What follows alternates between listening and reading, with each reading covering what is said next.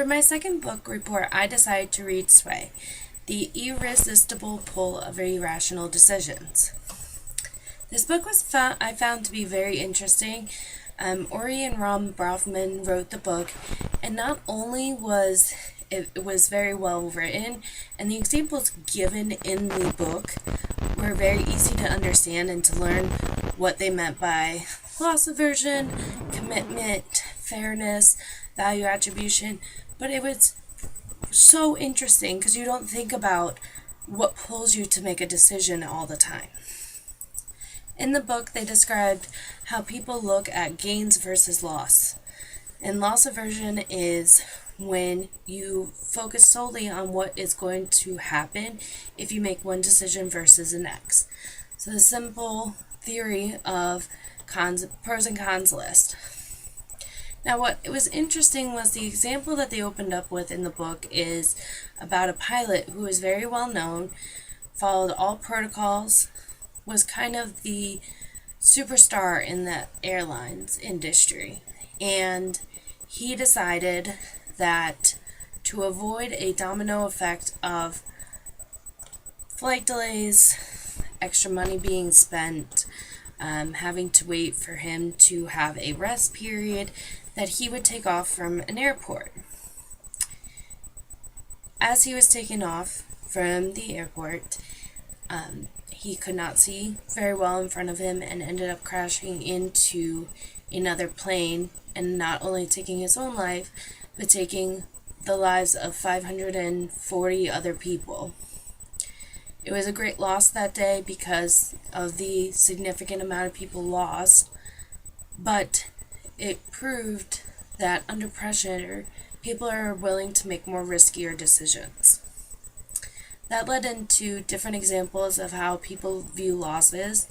One being financially, where somebody does not want to sell their stock unless they get a higher cost and have a less money, that they avoid the less money. It's very interesting to see because even though they had someone who was knowledgeable about financials and situations like this, they decided to go against their knowledge and best judgment and keep holding out so that, maybe this cost is going to go up. Maybe it's going to go up. And then it comes to be too late. Your stock of $47 went down to 12 cents. And your dreams of retiring at that time are vanished. Where you could have taken the loss, maybe not have as big of a house in your retirement, or do, one less vacation. You could have sold your stock and been fine. But people are always looking at the loss value over the gains. Towards the end of the book, they talk about fairness and how if two people who don't know each other, cannot talk to each other, are asked to make a decision about how to split money, the person who chooses how to divide the money over the one who has to receive it or deny it, the person who chooses to deny it, if it's unequal and unfair, they will walk away. But rationally, you would think about, if you got $2 over $0, the $2 worth more than what you lost.